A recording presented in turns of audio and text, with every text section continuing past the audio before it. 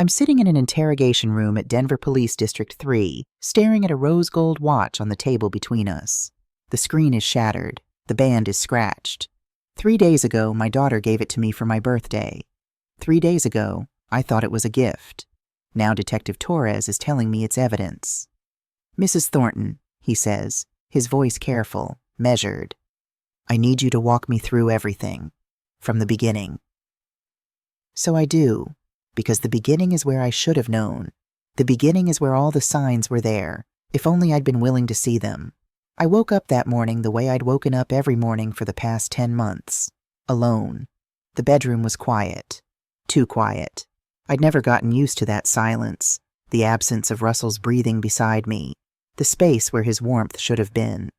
The cancer took him in January, and it took something from me, too. I just hadn't realized how much until the silence became permanent. I lay there for a moment, staring at the ceiling, counting the cracks I'd memorized over 30 years in this house. 30 years of birthdays. 30 years of Russell bringing me coffee in bed. Of our daughter Paige bursting through the door with handmade cards covered in glitter and crayon hearts. But Paige was 34 now, and Russell was gone. I got up, made my way to the kitchen, started the coffee maker. The house creaked around me, old bones settling just like mine. 60 years old today. The number felt impossible. When did I get old? When did my hands develop these age spots, my face these lines? The coffee dripped. The refrigerator hummed. The clock on the wall ticked. No cards in the mail. No voicemails. No text messages. I'd stopped expecting them, really. My friends from U.S. Bank, where I'd worked for 30 years before retiring, they'd forgotten. Or maybe they'd remembered and didn't want to intrude on the widow's grief. Either way, the result was the same. And Paige? Well, Paige hadn't called in 6 months. Not since Russell's memorial service back in February. She'd driven up from Charlotte, stayed for the weekend, left Sunday morning without saying goodbye. Just a text later. "Sorry, Mom. Had to get back early. Work stuff." I'd called her twice after that. Left voicemails. Sent texts asking if everything was okay, if I'd done something wrong, if we could talk. Nothing. The silence from my daughter hurt worse than the silence in my bedroom. I poured my coffee, added cream the way I always did, sat at the kitchen table, the same table where Russell and I had celebrated every one of my birthdays for 28 years. I could almost see him there, grinning, hiding a present behind his back, making me guess. "Close your eyes, Jan," he'd say. "No peeking." I closed my eyes now, but there was nothing to guess, nothing to find. Just me and my coffee and the November light filtering through the windows. The doorbell rang at 9:47 a.m. I wasn't expecting anyone. For a brief, foolish moment, I thought maybe Paige had driven up to surprise me. Maybe she'd remembered after all. Maybe the silence had been busyness, not abandonment. Maybe... It was the UPS driver. "Package for Janice Thornton," he said, handing me a box. "Thank you," I managed. He was already back in his truck before I closed the door. The box was light, about the size of a shoebox. No return address. Just my name and address printed on a label. I carried it to the kitchen table, sat down, stared at it for a full minute before I found the courage to open it. Inside, nestled in tissue paper, was a smartwatch. Not just any smartwatch. A high-end fitness tracker with a rose gold band, sleek and expensive looking. The kind of thing I'd seen younger women wearing at the grocery store, checking their steps, monitoring their heart rates. Technology I didn't understand, had never thought I needed. But it was beautiful. Elegant. The rose gold caught the light. Beneath it, a note on cream-colored cardstock. I recognized the handwriting immediately. Paige's careful cursive. The way she'd been taught in elementary school before they stopped teaching cursive at all. "Mom, thought this might help you stay healthy. Track your steps, your heart rate. You've been so alone since Dad died. This way I can check in on you, make sure you're taking care of yourself. I need you around. Happy birthday. Love, P." My hands started shaking. I need you around. 6 months of silence, and then this thoughtful, expensive gift, this bridge between us. This olive branch I'd stopped hoping for. I held the watch and I cried. Not delicate tears, big, ugly sobs that came from somewhere deep in my chest, from the place where I'd been storing all that loneliness, all that confusion about why my daughter had disappeared from my life. She'd remembered. After everything, after the silence and the unreturned calls and the constant wondering what I'd done wrong, she'd remembered my birthday. And she needed me around. I wiped my eyes, read the note again. This way I can check in on you. That's what she'd written. Like she was worried. Like she cared. Maybe the silence hadn't been abandonment. Maybe it had been grief. Maybe Paige had been struggling with losing her father and hadn't known how to reach out. Maybe she'd needed space, and now she was ready to reconnect. I looked at the watch in my hands, this beautiful, thoughtful gift, and felt something shift inside me. Hope. Actual fragile hope. That evening I charged the watch on my nightstand, watching the little charging light pulse steadily in the darkness. I read through the instruction manual, trying to make sense of all the features. Heart rate monitoring, step counting, sleep tracking, GPS. It was overwhelming, all this technology condensed into something so small, but I'd figure it out. For Paige, I'd figure it out. By morning, I had the basics down. The screen glowed to life when I raised my wrist. My heart rate appeared, 73 beats per minute. Steps, 0, waiting for me to start moving. I fastened it around my wrist. The rose gold looked lovely against my skin, made me feel younger somehow, connected to a world I'd been drifting away from. I wore the watch to the grocery store that morning. 42 steps from my front door to the car, the watch counted them all. My heart rate ticked up to 85 as I carried the bags inside. I found myself checking it throughout the day, doing extra laps around my house just to watch the numbers climb, feeling oddly accomplished when I hit 5,000 steps by noon. It was silly, probably, but it felt like Paige was there with me, seeing those numbers, knowing I was taking care of myself. That afternoon, I decided to visit U.S. Bank downtown.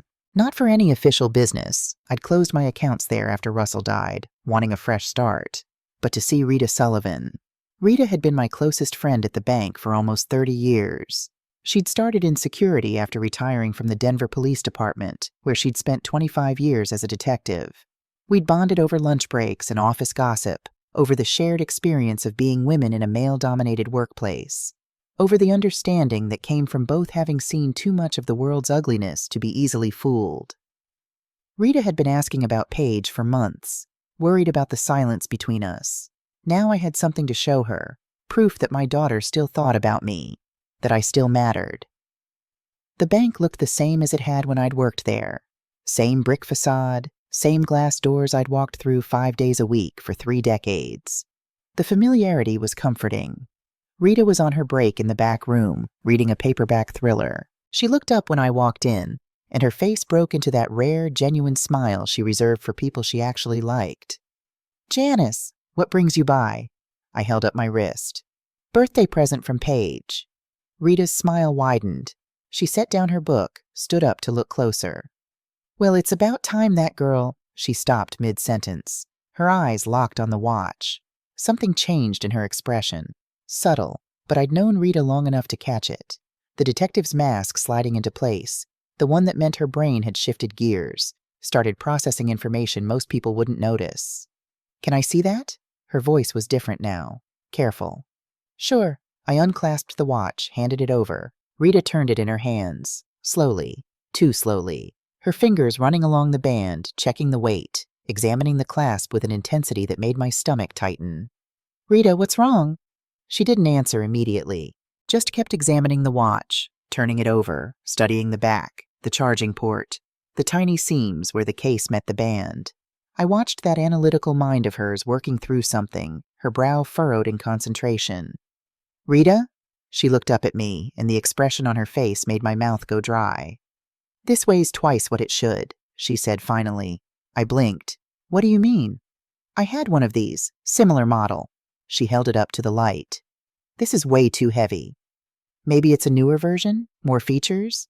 "Maybe." But her tone said she didn't believe that. She turned the watch over again, examined the charging port with her thumbnail. "Janice, look at this." I leaned in. There was something in the port, a small chip, barely visible, that didn't look quite right. "That shouldn't be there," Rita said quietly. "What is it?" "I'm not sure without opening it up. But this chip, this weight—" She met my eyes. "Janice, I think this watch has been modified." The room felt suddenly colder. Modified? What do you mean modified? I mean someone altered this watch. On purpose. My legs felt weak. I sat down heavily in the nearest chair. You think it's broken? A manufacturing defect? No. Rita's voice was gentle but firm. A defect would be random. This is deliberate. Someone opened this watch and added something that shouldn't be there. The fluorescent lights hummed overhead. Someone's phone rang at a distant desk. Normal sounds in a suddenly very abnormal moment. But who would... I couldn't finish the sentence. Rita was watching me carefully. Who gave this to you? Paige. My voice came out as a whisper. My daughter. For my birthday. Rita and I had been friends long enough that she didn't have to say anything. I could see it in her eyes. The careful sympathy. The professional concern. The recognition that something was very wrong here. She pulled a napkin from the table, wrote down a phone number with a pen from her pocket. This is Detective Vincent Torres, District 3. He's good. Tell him I sent you. She pressed the napkin into my hand. Tell him you need someone to look at this. Someone who knows electronics. You think Paige? I couldn't even say it. I think you need to call. Rita closed my fingers around the napkin. Today, Janice. Don't wait. I looked down at the watch in Rita's palm. The rose gold band caught the fluorescent light, gleaming. Beautiful and wrong. Why? I heard myself ask. Why would she? That's what Detective Torres needs to figure out. Rita squeezed my hand. I could be wrong. Maybe it's nothing. But 25 years as a cop taught me to trust my instincts. And my instincts are screaming right now. I thought about the note. I need you around. I thought about 6 months of silence. I thought about how eager Paige had been months ago to discuss my will, my finances, my plans for the future. Call him, Rita said again. Please. I took the watch back from her, held it in my palm. It felt different now, heavier, not just physically, metaphorically, weighted with implications I didn't want to consider. My daughter had sent me this. My daughter, who I'd held as a baby, who I'd raised, who I'd loved more than anything in this world.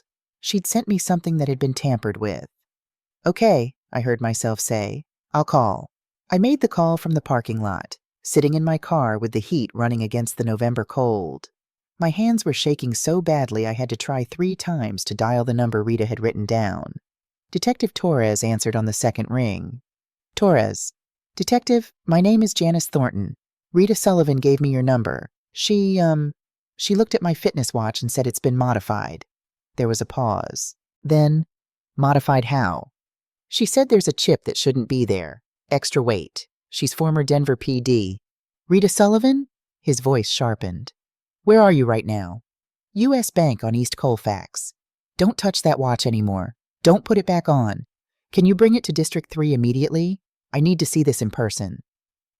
20 minutes later, I was sitting across from Detective Vincent Torres in a small office that smelled like old coffee and printer toner. Torres was younger than I'd expected, late 40s maybe, with gray threading his temples and eyes that had seen too much to be surprised by anything. He shook my hand without smiling, gestured for me to sit. Mrs. Thornton, let me take a look. I handed over the watch. My wrist felt naked without it. Strange how quickly I'd gotten used to it being there. Torres examined it for a moment, then pressed a button on his desk phone. Malcolm, can you come in here? A younger man appeared, mid-30s, with the focused intensity of someone who understood machines better than people. Torres introduced him as Malcolm Porter, their electronics specialist. Malcolm, what do you make of this? Malcolm took the watch, pulled a magnifying glass from his pocket, studied it in silence. The only sound was the hum of the computer and my own breathing. 3 minutes passed. They felt like hours. Then Malcolm looked up at Torres, and something passed between them that made my stomach drop. Rita was right, Malcolm said. This watch has been heavily modified. He carried it to his workbench, pulled out a small toolkit, and with practiced efficiency began opening the watch's casing. I watched him work, my heart pounding. Torres stood beside me, arms crossed, watching too. Finally, Malcolm turned the watch so we could see its interior. Tiny components I didn't recognize. Wires that seemed too numerous. Chips that looked out of place. This microphone, Malcolm pointed with a pair of tweezers. It's not standard. Neither is this GPS chip. And this, he indicated a component no bigger than my pinky nail. This is a cellular transmitter. The words felt foreign, clinical. Someone installed commercial-grade surveillance equipment inside this watch, Malcolm continued. This isn't hobby-level work. Whoever did this knew exactly what they were doing. Torres turned to me. Mrs. Thornton, when you wear this watch, someone can hear everything you say. Not just when you're talking on the phone, everything. The microphone has about a 30-foot range, and the GPS tracks your location in real time, 24/7. I felt like the floor had disappeared beneath me. Who gave this to you? Torres asked, though his voice suggested he already knew the answer would be bad. My daughter. My voice sounded hollow, far away. Paige, for my 60th birthday. Torres let that sit for a moment. Then, does your daughter have any reason to monitor you? Any financial issues, inheritance concerns? She's my only child. Everything I have goes to her anyway when I'm gone. She knows that. Sometimes, Torres said quietly, it's not about waiting. I drove home from the police station in a daze. Detective Torres's words echoed in my head. It's not about waiting. It's about control. The watch sat in my purse like a live grenade. Torres had been clear about what happened next. I would go home. I would charge the watch. I would put it back on my wrist and act like nothing had changed. I would live my life while someone, my daughter, listened to every word. We'll monitor everything transmitted from that device, Torres had said. If someone's planning something, they'll talk about it eventually. People always do. So that's what I did. Friday morning, I stood in my bathroom with the watch in my hand. The rose gold band caught the light, beautiful and venomous. My hands shook as I fastened it around my wrist. Assume someone's always listening. I made coffee, walked to the kitchen window, and then I started talking to myself. It felt absurd at first, unnatural, but Torres had given me a script, things to say, topics to mention casually, naturally, like thoughts that had just occurred to me. I've been thinking about that rental property, I said to the empty kitchen. My voice sounded strange, performative. The one Russell and I bought back in 2008. Market's strong right now. Might be time to sell. The watch sat quiet on my wrist. No response. Nothing to indicate someone was listening on the other end. I poured my coffee, tried again. Should probably update my will, too. Estate planning. I'm at that age where I trailed off, stirred cream into my coffee. Wonder what that house would appraise for now. Each sentence felt like throwing stones into a dark well, waiting to hear if anything echoed back. I spent the morning doing ordinary things, read the newspaper, watered my plants, did laundry, and every so often I'd speak into the silence. Think I'll call the lawyer next week. That property must be worth $300,000 by now. Need to make sure everything's in order. By noon, I'd almost convinced myself Torres was wrong. Maybe Paige had bought the watch secondhand, never knowing what was inside. Maybe this was all some elaborate misunderstanding. Maybe my phone buzzed. A text from Paige. My heart stopped. Mom, I've been thinking. Are you planning to sell the rental property? We should probably talk about estate planning, too. Just want to make sure everything's in order. I stared at the screen. Those exact words. The rental property. Estate planning. The same phrases I'd spoken 3 hours earlier, alone in my kitchen. My hands went cold. The message was so casual, so conversational, like the idea had just occurred to her, like she was being thoughtful, concerned about her aging mother's affairs. But I'd given her those thoughts, fed them directly to whoever was monitoring the device on my wrist. The coffee in my cup had gone cold. Outside, a neighbor's dog barked. Normal sounds, normal day. Except my daughter was listening to everything I said. I typed back with trembling fingers. That's funny. I was just thinking the same thing. Let's talk soon. Her response came immediately. Great. How about I drive up this weekend? We can go through everything together. She wanted to come here, to my house, where we'd sit across from each other and she'd pretend to care while the watch transmitted every word. I called Torres from the landline in my bedroom, door closed, watch left in the kitchen. She took the bait, I said when he answered. Good. That's good, Mrs. Thornton. Keep doing exactly what you're doing. When she visits, act natural. We need to see what she does when she thinks you don't know. After we hung up, I stood in my bedroom looking at the photos on my dresser. Paige at 7, gap-toothed smile, learning to ride her bike. Paige at graduation. Paige at Russell's funeral, holding my hand. When did that daughter become someone who would do this? The doorbell rang at 6 o'clock sharp. Through the peephole, I saw Paige standing on my porch with takeout bags from that BBQ place on Broadway, smiling like this was the most natural thing in the world. I opened the door, forced my own smile. "Paige, what a surprise!" She leaned in for a hug. I made myself return it, made myself not stiffen, not pull away. "I had business up this way," she said, breezing past me into the house. "Thought I'd bring dinner. Business in Denver." Paige worked in commercial real estate in Charlotte. She'd never mentioned clients here, never had business in this city in the 5 years since Russell died. But I smiled wider, took the bags, let her in. The watch sat heavy on my wrist as Paige set the table, pulled out containers of brisket and coleslaw, poured sweet tea like she still lived here, like she hadn't disappeared for 6 months. We ate, made small talk. She asked about the house, the neighbors, the weather. All perfectly pleasant, all perfectly normal. Then the conversation shifted. "How have you been feeling, Mom?" She reached for more coleslaw, her tone casual. "Sleeping okay?" "Fine, same as always." "And your memory?" She said it so gently, with such concern. "You seemed a little confused on the phone last week." I set down my fork. "I wasn't confused.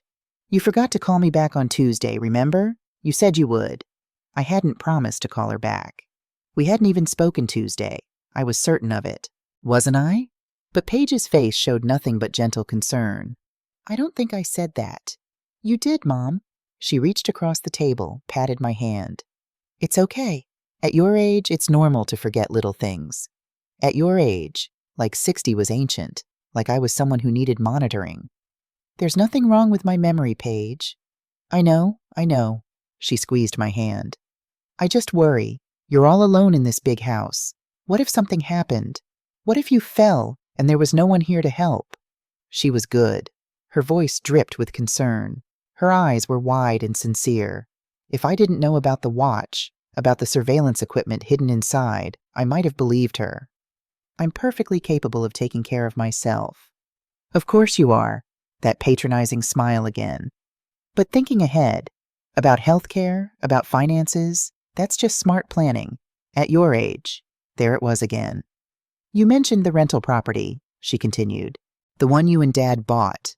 Have you thought about what you want to do with it?" The rental property. The exact phrase I'd spoken into the empty kitchen yesterday morning. "And your will," Paige went on. "When's the last time you updated it? You want to make sure everything's in order, just in case." Just in case of what? Just in case I died? Or just in case she needed to take control? I sipped my tea, kept my face neutral. "I've been thinking about that, actually." "Good. That's so good, Mom." She squeezed my hand again. "I can help. We can go through everything together. Power of attorney, healthcare directives, all of it. I want to make sure you're protected." Protected. "That's very thoughtful of you." "You're my mom. Of course I want to take care of you." She stood, started clearing dishes. "Especially now, with your memory issues." "I don't have memory issues." "Mom." She turned and her expression was pure pity. "You just forgot our conversation on Tuesday. It's okay to admit when we need help."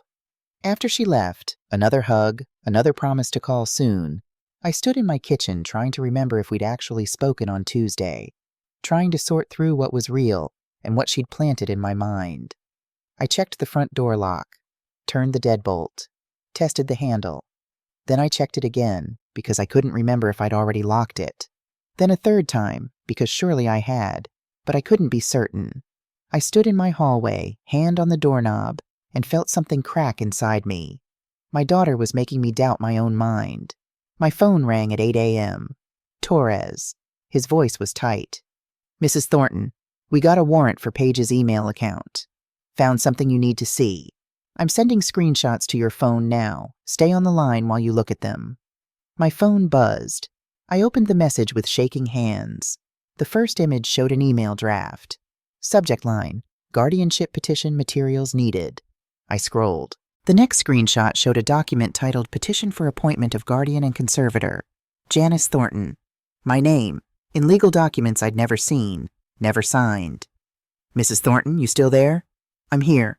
My voice sounded far away. Keep looking. There's more.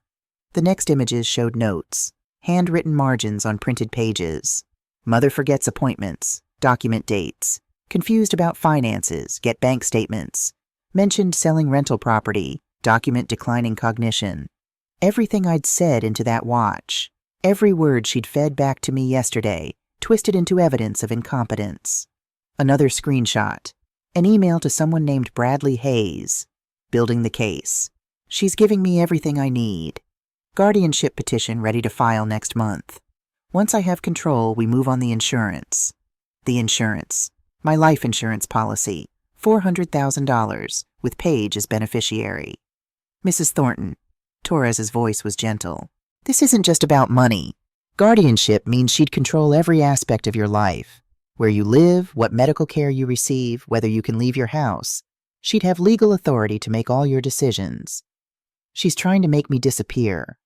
Not physically, but legally, erasing me as a person. Yes, Torres said. She's trying to have you declared incompetent. And once that happens, you'd have almost no rights. No way to fight back. I looked at the screenshots again, saw my daughter's words, her plan, her manipulation of every conversation, every visit, every moment we'd shared. All of it building toward this. Not theft, erasure. There's one more thing, Torres said. This Bradley Hayes she's emailing, he's got priors. 2 convictions for elder fraud in North Carolina. Scammed a 72-year-old woman out of her retirement accounts in 2022.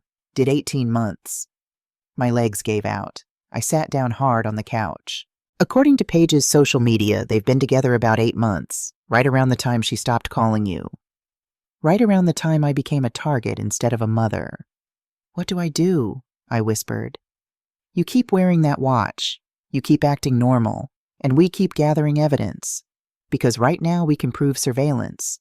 But if we wait, if we let this play out a little more, we can prove conspiracy. Fraud. Maybe more. After we hung up, I sat on my couch staring at nothing. My daughter had spent 8 months building a legal case to strip away my autonomy, my identity, my right to exist as myself, and she was working with a man who made a career out of destroying elderly people. Without warning, a memory surfaced. Paige at 7 years old. My bedroom. Morning light streaming through the curtains. Her first day of school, and she was terrified. I'd been braiding her hair, my fingers working through the tangles, and she'd looked up at me with those wide, trusting eyes. Promise you'll be there when school ends, Mom. Promise you won't forget me. I'd kissed the top of her head. Made the promise. Kept it. I'd always kept my promises to her. When had she stopped keeping hers to me? Torres called again Monday afternoon. Mrs. Thornton, I need you to come to the station. There's something else. 20 minutes later, I was back in that small office. Torres turned his computer screen toward me. A photograph appeared. A man with dark hair, early 30s, handsome in a polished, calculated way. Bradley Hayes, Torres said. Your daughter's boyfriend. I stared at the face. I've never met him. Paige mentioned someone once, but she never... Torres clicked through screens. Criminal record, Raleigh, North Carolina, 2019. Financial exploitation of a vulnerable adult. His then-girlfriend's grandfather, 78 years old, early-stage dementia. Hayes drained his accounts over 6 months. My stomach twisted. Did 18 months, got out in 2021. Torres pulled up another document. Here's where it gets interesting. He turned the screen fully toward me. Marriage certificate, state of Utah, 6 years ago. Karen Hayes, Torres said. 2 children, ages 5 and 3. I couldn't speak. Bradley Hayes is married, Mrs. Thornton. Has been for 6 years. His wife lives in Provo. She thinks he travels for work, sales, consulting. The room felt too small. Paige doesn't know. We don't think so, but here's what we do know. Torres pulled up more files. In that previous case, the grandfather, charges were dropped after the victim died. Heart attack. Medical examiner ruled it natural causes, but the timing was convenient, right before trial. He killed him. Never proven, but Hayes has a pattern. Find a woman with access to money. Build a relationship. Identify a vulnerable target, usually an elderly parent. Execute the con. Torres paused. And if things get complicated, the target has unfortunate medical events. I thought about Paige crying on my couch months ago, telling me about her failed business, about the boutique in Charlotte that had cost her everything. She was drowning in debt when he found her, Torres said. $35,000. Credit cards, business loans, personal loans. And Hayes, he's got gambling debts, offshore accounts, sports betting. He owes people who don't accept late payments. $400,000 would solve both their problems. Exactly. Torres closed the files. He's the architect of this, Mrs. Thornton. The guardianship petition, the forged insurance documents, the surveillance watch. This is his playbook. Same pattern, same methods. But Paige, my voice broke. She's still doing it. She's made choices, Torres said gently. Bad ones. But I don't think she knows what she's really gotten into. He pulled up the marriage photo again. Does your daughter know he's married? I shook my head. His wife doesn't even know he's in Colorado. As far as Karen Hayes is concerned, her husband is in Denver for a 3-week sales conference. So Paige thought, what? That he loved her? That they were partners? That they were building a future together? She's being used, Mrs. Thornton, Torres said quietly. Just like you. I looked at Bradley Hayes' photograph, at his calculated smile, at the wedding ring he wore in the photo with his wife and children, the same ring he probably took off before meeting my daughter. My daughter wasn't just a criminal. She was a victim too. Manipulated, threatened, used by someone who'd done this before. Someone who knew exactly how to exploit desperation. Someone who might kill to protect his con. What do we do? I asked. Torres met my eyes. We keep gathering evidence. And we move fast, because if Hayes thinks this operation is compromised, he'll either run or accelerate. Or kill, I whispered. Yes, Torres said. Or kill. I was home alone wearing the watch when I heard it. Paige's phone ringing. Not my phone, hers. I heard it through the watch, the ringtone, then her voice answering on speaker. A man's voice. Sharp, impatient. Did she sign yet? My blood went cold. This was him, Bradley Hayes. Not yet. Paige's voice was tight, stressed. She's being careful. We're running out of time. My creditors aren't waiting. I'm trying, Brad. Try harder. No sympathy. Just cold calculation. You owe me $35,000. Your failed business. Your credit cards. Not my problem. Paige started crying. Please, she's my mother. I hate doing this. Bradley laughed. Actually laughed. You should have thought about that before you came to me for money. Besides, what's she going to do with it? She's 60, alone, just sitting on all that money. What if she finds out? She won't. Old people don't understand technology. That's why this works. I gripped the arm of my chair, forced myself to stay quiet. Keep pushing the guardianship, Bradley continued. Once you have conservatorship, we access everything. House, pension, insurance. Clear your debt, split the rest. You're free. His voice softened then, manipulative. That's what you want, isn't it? Yes. Paige's voice was small, broken. Then get it done. Take her to the bank. Get her to sign something. Anything. A pause.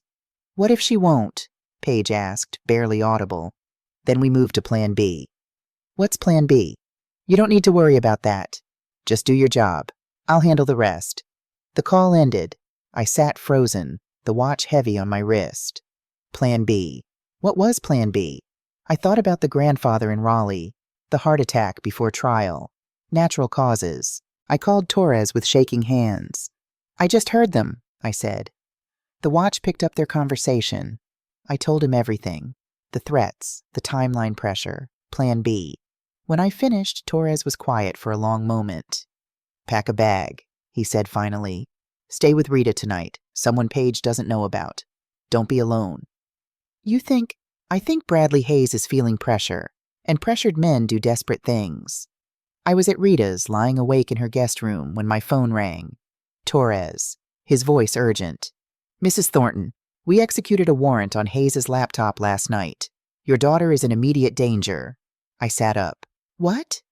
The judge granted it based on the recorded call, immediate threat to a potential victim. Malcolm went through everything. Hayes' laptop, phone, encrypted files. Torres paused. His browser history alone is damning. How to stage an accident. Untraceable poisons. Making death look natural. The room spun. We found emails sent to an encrypted address, Torres continued. One says, once we get the money, the daughter is a liability. Another, she's stupid. She'll take the fall if anything goes wrong. If not, she's disposable. He's going to kill her, I whispered. He's planning to. Probably after she gets conservatorship and transfers the assets. She's a witness. She knows everything. In his mind, she's expendable. I thought about Paige on the phone Tuesday night. She's my mother. I hate doing this. Crying. Manipulated. Being used by a man who was planning to murder her. Does she know? We don't think so. The emails suggest he's keeping this part from her. She thinks they're partners. She thinks once they get the money, they'll be together. But he's married. She doesn't know that either. Torres's voice was grim. Mrs. Thornton, your daughter has made terrible choices. She's committed crimes. But she's also a victim here. And if we don't move fast, she's going to be a dead victim. What do we do? We're arranging a meeting at the bank today. First Bank downtown, 10 a.m. We'll make Paige believe it's a routine appointment about your accounts, something she's been pushing for. And we're going to get Hayes there too. Tell him Paige needs backup. You're going to arrest them. We're going to confront them, show them what we have, give Paige a chance to cooperate, and make sure Hayes knows we're watching, that if anything happens to her, we know exactly who's responsible. After Torres hung up, I sat in the darkness. My daughter was trying to steal my life, and the man she loved was planning to end hers. Somehow, despite everything she'd done to me, I had to try to save her, because she was still my daughter. And 25 years ago, in a bedroom filled with morning light, I'd promised I'd always protect her. The conference room looked ordinary. Beige walls, fluorescent lights, a long table. Torres sat on one side with Malcolm and Susan Wolfe, the bank's fraud investigator. I sat across from them, the watch in my purse, still recording. Rita stood by the door. Moral support. At 10:05, Paige arrived. Confident, smiling, carrying the leather folder Russell had used for important documents. Mom, ready to get everything organized? Sit down, Paige. Something in my voice made her pause. She looked at Torres, then Susan, then back to me. What's going on? We have questions, Miss Thornton, Susan said, gesturing to the empty chair. Paige sat slowly. Questions about what? Torres slid documents across the table. Email printouts, screenshots. These emails from your account. Draft petitions for guardianship and conservatorship. Paige's face flushed. I was just researching, in case Mom needed help. And these phone calls to our fraud department? Susan interrupted. You made them without your mother's knowledge, asking about her accounts. I was gathering information. Mom's been confused lately. Interesting, Torres said. Because your mother says she never authorized you to contact anyone. Paige turned to me. Mom, tell them. You've been forgetting things.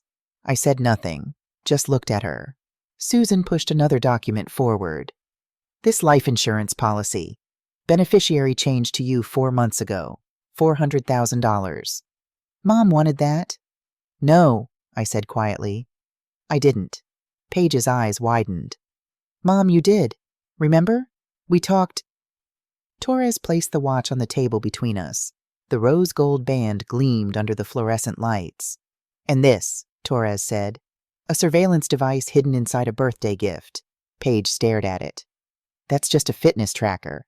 It contains a microphone, Torres said. GPS tracking, cellular transmission. We've been monitoring it for 10 days. Every conversation, every word your mother spoke, transmitted to your phone. I don't know what you're... Stop. I leaned forward. Stop lying. Stop trying to make me doubt myself. I know what you did. I've known for over a week. Her face crumpled. Mom, please. Where's Bradley? Torres asked. Paige froze. What? Bradley Hayes, your boyfriend. Where is he? He couldn't make it. He had a sales conference? Torres raised an eyebrow. Is that what he told you? Paige's confusion looked genuine. How do you know about Brad? Torres and Susan exchanged a look. Miss Thornton, Torres said carefully, there are things you need to know about Bradley Hayes. He turned his tablet toward her. A photo appeared. Bradley Hayes with a blonde woman and 2 small children, all smiling, all happy. "This is Karen Hayes," Torres said. His wife. Paige shook her head. "That's not possible." Torres swiped to the next image. Marriage certificate, family photos, birthday parties, Christmas mornings. 6 years married, living in Salt Lake City. 2 children, ages 5 and 3. His wife thinks he travels for consulting work. All the color drained from Paige's face. "He said we'd get married," she whispered. "Move to California. Start over." "He lied," Susan said quietly. Torres wasn't finished. He opened a file on his laptop, turned it toward Paige. "These are from Bradley Hayes' computer. Seized last night." He scrolled through emails. "Once we get the money, the daughter is a liability. She's stupid. She'll take the fall if anything goes wrong. If not, she's disposable." Paige's breathing became shallow. Torres continued, reading browser history aloud. "How to stage an accident. Untraceable poisons. Making death look natural." The silence in the room was deafening. "Bradley Hayes wasn't planning a future with you," Torres said gently. "He was planning to use you, then eliminate you. You'd either go to prison for fraud, or you'd have an accident. Either way, he'd disappear with the money." Paige looked at me, her face destroyed. "He was going to kill me." "Yes," Susan confirmed. "Mom," Paige's voice broke. "You saved my life." I nodded slowly. "Yes. Even after everything I did to you," I didn't comfort her, didn't reach across the table. The betrayal was too fresh, too deep. "You tried to erase me," I said quietly. "You made me doubt my own mind." Torres pulled out another document. "Miss Thornton, we need full cooperation. Tell us where Hayes is. Every detail. Everything." Paige nodded, tears streaming down her face. "I'll tell you everything. I'll testify. Whatever you need." She looked at me. "Mom, can you ever forgive me?" I looked at my daughter, at what was left of her, and said nothing, because I didn't know. Torres's radio crackled. "We got him." While we'd been in the conference room, Torres's team had moved on Bradley's apartment in Lakewood. They found him packing duffel bags with $15,000 in cash, a fake passport under the name Brian Henderson, a plane ticket to Mexico, one way, departing tonight. One ticket, not 2. He'd never planned to take Paige with him. They also found bottles in his kitchen, labeled as cleaning supplies. Malcolm identified the contents. Potassium chloride solution. Can cause cardiac arrest. Hard to detect in autopsy. He'd been ready to kill. Not just Paige. Me too, probably. Officers arrested him on the spot. Conspiracy to commit fraud. Identity theft. Attempted murder. Enough to put him away for decades. 6 months later. The courtroom was smaller than I'd expected. Both Paige and Bradley had pleaded guilty. No trial, just sentencing. Bradley got 15 years federal prison. No parole for 10. Paige got 3 years probation, $100,000 in restitution, 500 hours community service.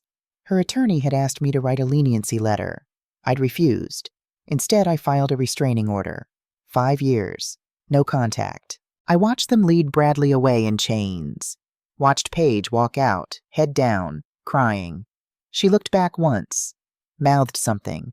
Maybe I'm sorry. Maybe I love you. I looked away. 1 year later, my 61st birthday, Rita brought coffee and pastries to my new apartment downtown. "Happy birthday, Janice." We sat together in comfortable silence. "You okay?" she asked, getting there. "Do you think about her?" "Every day." "Do you think you'll ever—" "Maybe," I said. "Someday, years from now, but not today." That afternoon, I volunteered at the animal rescue. There was an old dog there. Owner had died. Nobody wanted him. I sat with him for an hour, let him rest his head on my lap. "You'll find someone," I told him. "Someone who'll keep you safe." He looked at me with trusting eyes. I understood that look, that desperate need to believe someone wouldn't hurt you. Later, mail arrived.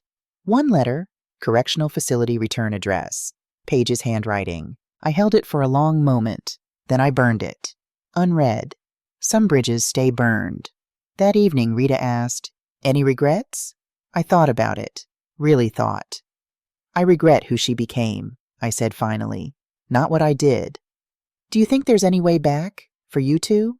I looked out at the Denver skyline, lights coming on as dusk fell. Maybe someday, I said, when the wounds aren't so fresh, when I can think about her without feeling like I'm drowning, but not today. Rita nodded. Fair enough. After she left, I was alone again, but it felt different now. I checked my door locks, carefully, not frantically. Reviewed my bank statements, all correct, all mine. Looked at the one photo I'd kept. Paige at 7, first day of school, pink ribbon in her hair.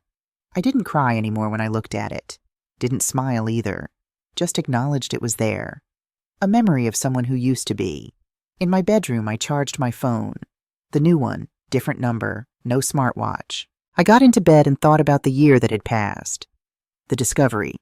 The confrontation. The arrests. The restraining order. Paige had written. That meant something. Maybe regret. Maybe manipulation. I'd never know. And that was okay.